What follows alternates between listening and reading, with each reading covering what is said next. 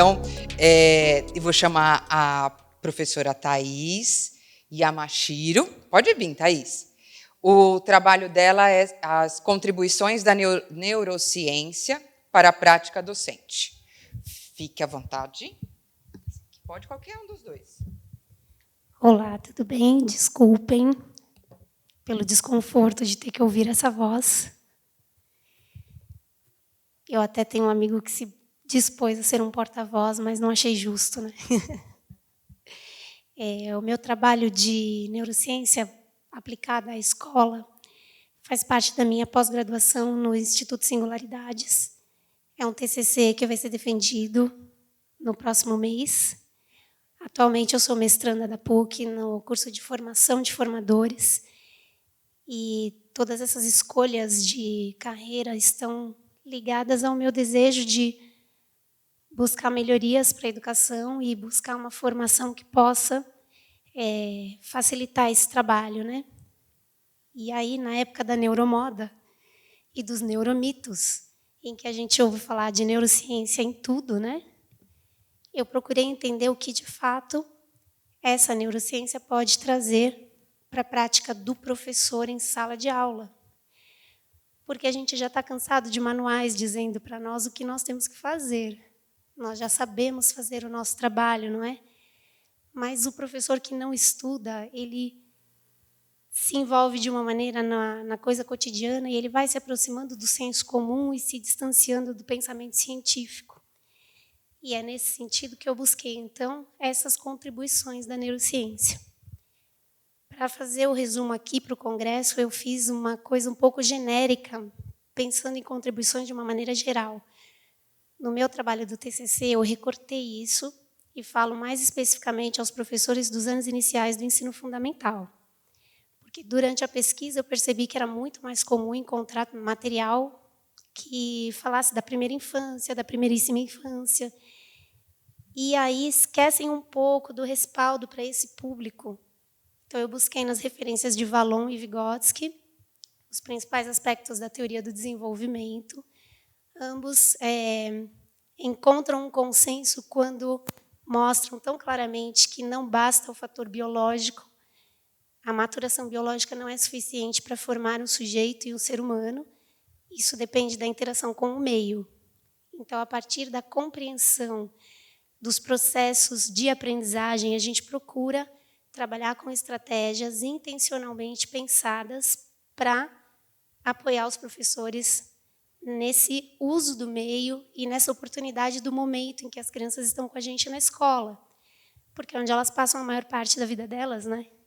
Então, eu abordo nesse trabalho, primeiro, a concepção de Vallon, de considerar a pessoa completa, que ela não pode ser estudada de maneiras compartimentalizadas. A criança, o ser humano, é um todo. É inteligência, motricidade e afetividade. Então, hoje fala-se muito em educação socioemocional, questões socioemocionais, mas, de certa forma, na prática, é como se ela fosse separada de um contexto maior. A afetividade não é meramente uma questão psicológica, como às vezes é abordada.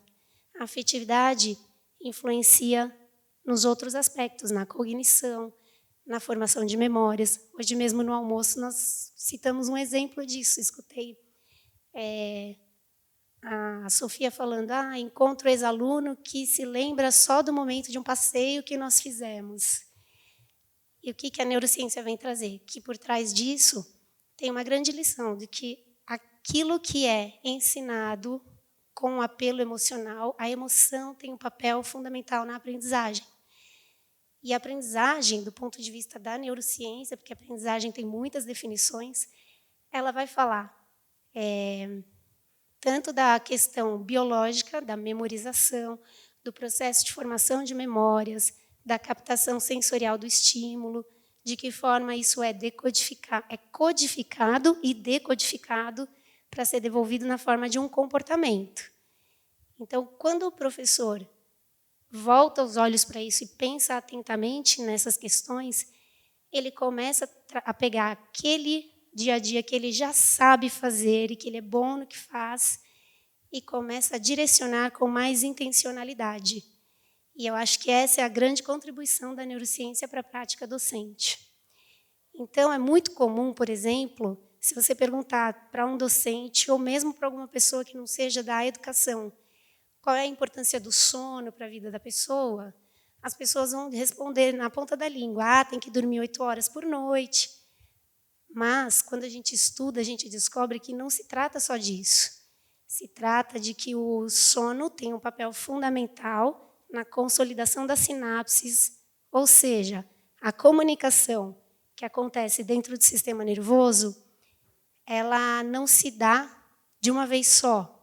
A criança aprende um pouquinho hoje, ela precisa do sono e do descanso para que essas conexões se estabeleçam no cérebro, e isso precisa ser retomado no outro dia ou num outro momento.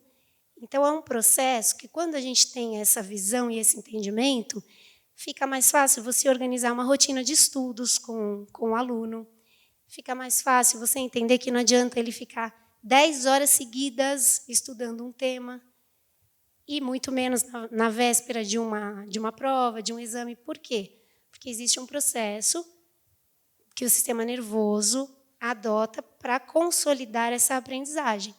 Então, a grande intenção dessa nova proposta de utilizar a neurociência para a educação é buscar esses caminhos que auxiliem na prática, que auxiliem no desenvolvimento dessas estratégias. Então, dentre os pontos que eu selecionei para falar no trabalho do TCC, eu trago a questão do processo de formação de memórias, quando um estímulo é transformado em aprendizagem de fato, o papel essencial da emoção na aprendizagem, a necessidade da concepção do sujeito, baseada também nas teorias de Vallon, de Vygotsky, e nas abordagens até da sociologia, que trazem para nós a necessidade de reconhecermos a identidade nossa como profissionais e como seres humanos, desempenhando vários papéis. E é necessário também dar para esse menino, essa menina na sala de aula, uma oportunidade de que ele se reconheça como um papel dentro do grupo. Se ele já está no momento, por exemplo, no ensino fundamental 1, em que a cognição já faz parte do comportamento, ou seja, ele deixou para trás aquelas etapas em que eram mais, os comportamentos eram mais sensoriais, mais emotivos, e ele passa, então, agora a ter condição de refletir, de selecionar, de ir avançando na complexidade dos seus comportamentos a partir do pensamento e da evolução biológica desse pensamento. Então, nesse momento, é que a gente entende que existem, por exemplo, os períodos críticos que a neurociência traz como aqueles períodos em que o cérebro tem maior predisposição para aprender determinados assuntos, determinados ensinamentos. Mas a gente também precisa entender que, graças à neuroplasticidade, eu digo graças, porque aprendi a andar de bicicleta há menos de 2 anos. E se não existisse neuroplasticidade, talvez eu não teria conseguido esta realização. Porque foi, né, gente? As pessoas adultas que andam de bicicleta sofrem bullying. Mas eu estou brincando. Eu uso esse exemplo só para dizer que desmistifica a ideia de que muitos professores dizem que depois que cresce o aluno não aprende mais. E não é verdade. A gente precisa buscar outras estratégias, compreender que cada fase do desenvolvimento tem uma predominância, segundo Vallon, ou afetiva ou cognitiva. Em todas elas há esse desenvolvimento motor e que, a partir disso, eu consigo pensar o meu trabalho docente desenvolvendo uma estratégia que vá, de fato, favorecer aquele objetivo que eu quero atingir. E aí eu não subestimo o aluno, eu sei que todos eles são capazes e, por outro lado, também não superestimo quando eu proponho uma questão que é tão desafiadora que mais da maioria da sala não consegue desempenhar, não consegue ter sucesso. E aí, emocionalmente, eu estou causando um atraso, eu estou fazendo um caminho inverso, mesmo visando um resultado positivo. Na verdade, é um exemplo de quando a emoção em excesso também pode trazer um desserviço, pode fazer um serviço contrário daquilo que eu estou propondo.